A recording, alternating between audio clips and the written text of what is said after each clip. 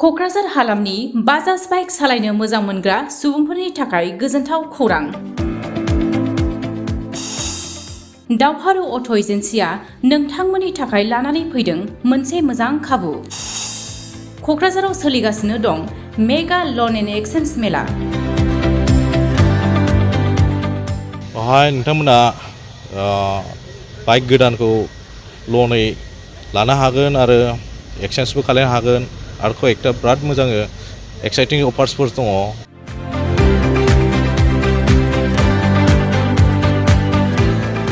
दावहारु auto' एजेन्सिनि बिगोमा ज्योतिका ब्रह्मआ दिनै क'क्राझार नोगोराव थानाय बड'लेण्ड गेस्ट हाउसनि उल्था फारसे साखाथियाव दिनै मेगा लन एन्ड एक्सचेन्ज मेलाखौ बेखेवनानै होयो।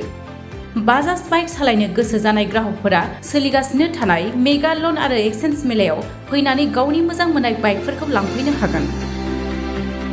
बे मेगा लन एन्ड एक्सचेन्ज मेलानि गेजेरजों दावहारु अट' एजेन्सिया बायगिरिफोरनि थाखाय गोबां अफारनि खाबु खालामनानै होदों। बे लन मेलाया फैगौ 12 अक्ट'बरसिम सोलिगोन।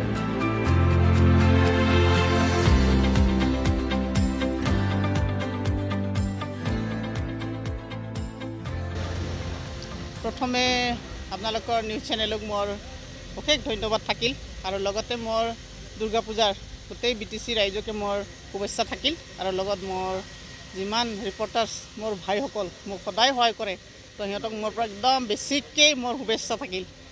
তো ধন্যবাদ জনাওঁ আজি আপোনালোকক আৰু লগত আজি যি মোৰ মানে মোৰ কি কয় এইটো ৰাজ্যবাসীৰ কাৰণে যি মই উপহাৰ দিছোঁ সেইটো যদি ৰাইজে একদম মনৰ পৰা আঁকোৱালি লয় মই খুবেই ভাল পাম আৰু বহুত কম মানে হেৰিত ফাইনেন্সত এইটো মানে দিয়া হৈছে। তো মই ভাবোঁ ৰাইজে সঁহাৰি জনাব আৰু ভাল পাব। পূজাৰ বাবে মই সৰু এটা শুভেচ্ছা আৰু লগত এটা উপহাৰ দিছোঁ বুলি মই ভাবোঁ। তো ৰাইজে মানে দলে বলে আহি আজিৰ পৰা আৰম্ভ হ'ব 8 তাৰিখৰ পৰা আমাৰ 12লৈকে। তো ইয়াৰ বাহিৰেও যি আমাৰ বড'লেণ্ড গেষ্ট হাউচৰ অপজিটত আছে আপোনালোকে যদি ৰাইজে আহিব খোজে তাৰ উপৰিও মোৰ মেইন শ্ব'ৰুমটো আছে ইণ্ডিয়ান ৱেল যোনটো ডন বস্কো যোৱা মানে মেইন ৰাস্তাৰ আমাৰ ৰাস্তাৰ পাৰত আৰু লগত আমাৰ আছে কাৰিগাঁৱত আৰু দতমা আৰু আছে আমাৰ ভটগাঁও। তিনিটা জাগাত আপোনালোকে নিজৰ নিজৰ স্থানত থাকি পেলাইও এই অফাৰটো মানে গ্ৰহণ কৰিব পাৰিব। তো মই ভাবোঁ সকলোৱে পূজাৰ বাবে নিজৰ এটা স্কিম আছে যে মই পূজাত গাড়ী ল'ম।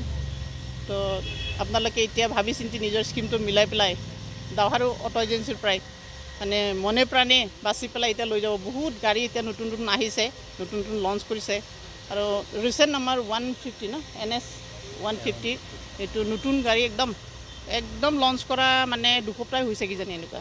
তো আপোনালোকে চাব পাৰিব গাড়ীখনো আৰু ড্ৰাইভ কৰি চাই আপোনালোকৰ কেনেকৈ গাড়ী মডেলটো ভাল লাগে মানে চলাই পিনে চাইও ল'ব পাৰিব। আৰু মোৰ এইটোৱে অনুৰোধ থাকিল আৰু লগত যেন পূজাৰ চবেই গাড়ী লৈ গৈ ভালকৈ নিজৰ পৰিয়ালৰ লগত মিলা মিছা পূজা চাব পাৰে।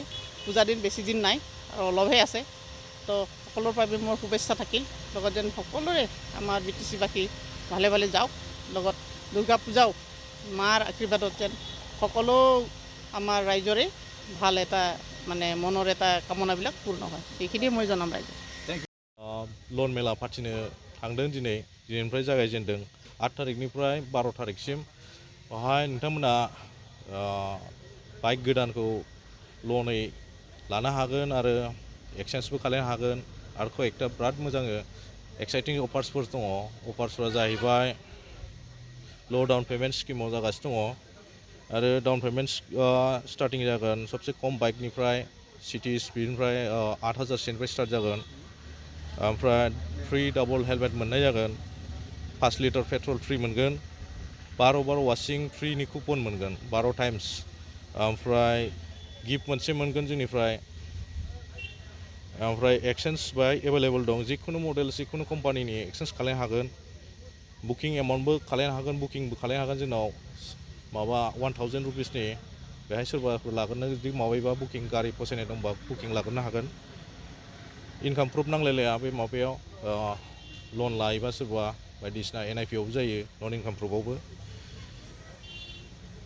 आरो जोंनाव मोनसे सिङाव होबावनाय दङ लटारि, बेहाय जाय पारचेस खालामगोन जोंनि बे माबायाव लन मेलायाव गारि पार्चेस खालामगोन 8 थारिखनिफ्राय 12 थारिखसिम गेजेराव बे इनभइसिं नाम्बारजों जोंनाव लटारि होनाय जागोन ओमफ्राय जाय जेसेबां मानसिया बे 12 थारिखसिम बाहागो लाफागोन माबागोन बाइकखौ पार्चेस खालामगोन आरोखि बिसोरनि थाखाय जों लटारि होगोन 50 इन्च टिभिनि आरोखि स्मार्ट टिभि औ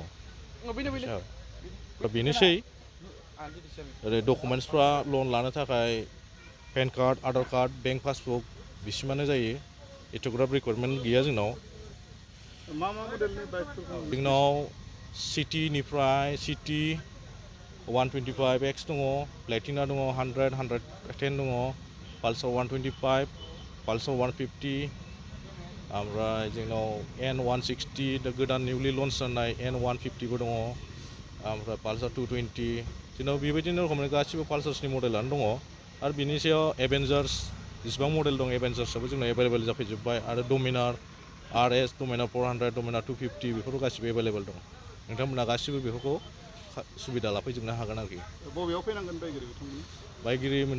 बिथांमोना जाहैबाय जोंनाव बेहाय लन मेलायाव लाफैनांगोन बे नैबे बड'लेण्ड गेस्ट हाउसनि अपोजिटआव आरो जोंनि बे फेस्टिभ आउटलेट्सआव जेसेबां दङ बे दतमा कारिगाव आरो बडगाव बाहायबो सुबिदा लानो हागोन बे जेसेबां जोंनि अफार होगोन नैबेहाय बे माने लन मेलायाव बेखौबो बै आउटलेट्सफ्रावनो सेम अफारखौ होनाय जागोन कन्टेक्ट नाम्बारा बे माबायावनो लिरनाय दङ बे बेनार अहाय स्क्रिन बेफोरावनो लिरनाय दङ बेफोरखौ मावबानो जागोन आरो